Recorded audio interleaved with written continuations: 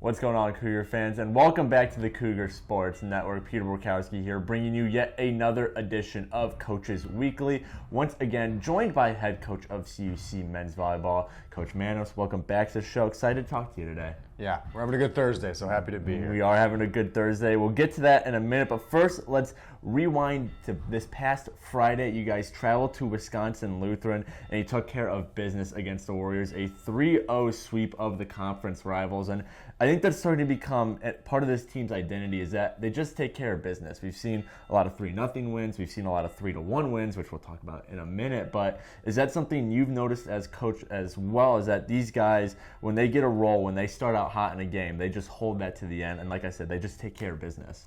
They are very motivated to win right now. So that aspect of their game has been really sharp.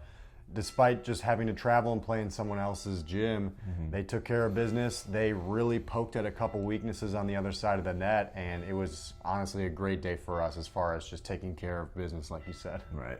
Well, speaking of a great day, it's time to talk about last night. Benedictine coming to Concordia, number one ranked team in the conference, undefeated in conference play nonetheless, and that didn't seem to bother you or your players. A 3-1 win over the Eagles, and this goes up there with that Dominican win earlier in the year in terms of just being, I think, a statement win is the best way to say it. Again, undefeated, you guys hand them their first conference loss in handed fashion too. Again, a 3-1 win. So I know there's probably a lot of feelings coming off this game, but just what was the locker room like? What are you thinking as coach coming off that win? Because again, this team's looking really good, especially when you're able to take it to the number one seed.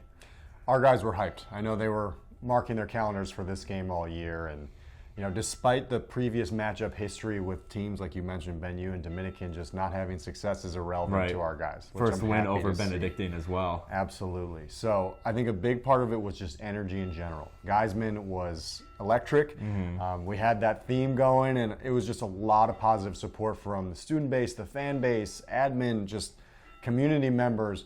There was a nice big showing, and it really helped us fuel on the court. So that was really nice. And I think our guys right now are in a point where they know that every set, every match is so critical just within our conference, and they really, really wanted it. So I was really happy to see them just go out there, earn it, fight for it every step of the way, and they did a great job of closing too. There were a lot of close sets, and they managed to push through. So really happy to see them continue to just take steps forward in that aspect. All right. Well, you did mention Geiseman, which is something I wanted to bring up, which I think the home cooking for this team has been a big part of this year's success. I mean, you've talked about how hard it is to go on the road against conference opponents, but that's the same for those opponents coming here to Geiseman, because when Geiseman gets packed, when it gets rocking, it's an extremely hostile environment to play in. And it goes for any team here who plays in that gym.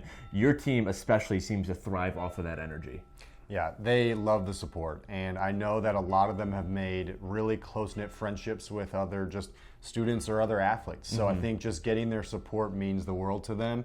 I know that they'll bring it back on their side of the thing, or their side of either the net or their fields, but that environment has been a really big positive, where just the university, whether it's athletics, whether it's their academic coursework, there's a big support net here, and I know they truly and deeply appreciate all of that. So we're just very thankful to have that here at CUC.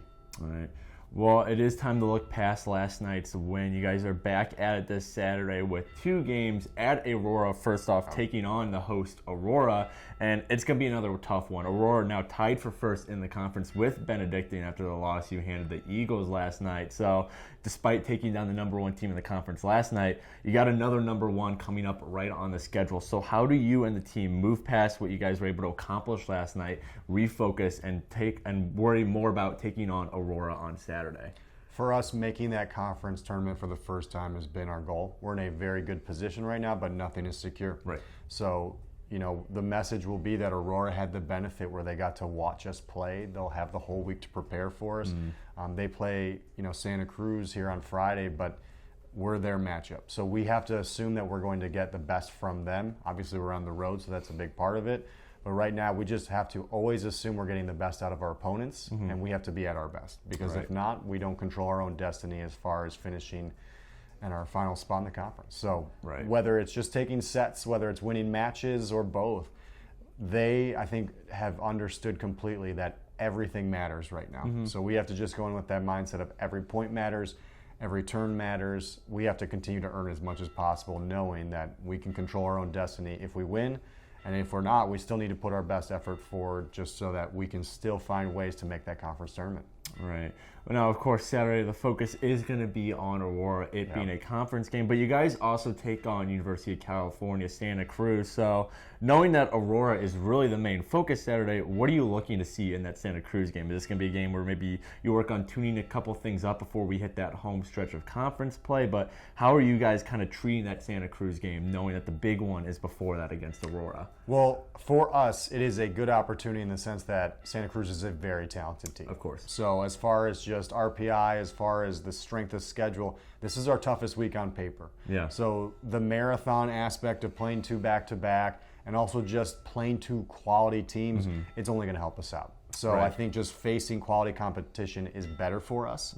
If it was a different level team, it might be a different aspect. But right now, we have to know that we're going to play 2 really strong teams, and we just have to find our way to play at our best. So we're just excited to have that challenge ahead of us. Right. Well, CUC men's volleyball back at it this Saturday at Aurora, taking on the Spartans at 12 p.m. And then the Banana Slugs of UC Santa Cruz at 2:30 p.m. Coverage for both of those matches, as well as everything related to CUC men's volleyball, can be found at our website, cucougars.com. Coach Manos, congrats again on the win last night, and hopefully we get another 2 on this Saturday before we speak again next week. But until then, this is Peter Borkowski signing off of the Cougar Sports Network and wanting to say, as always, go Cougars.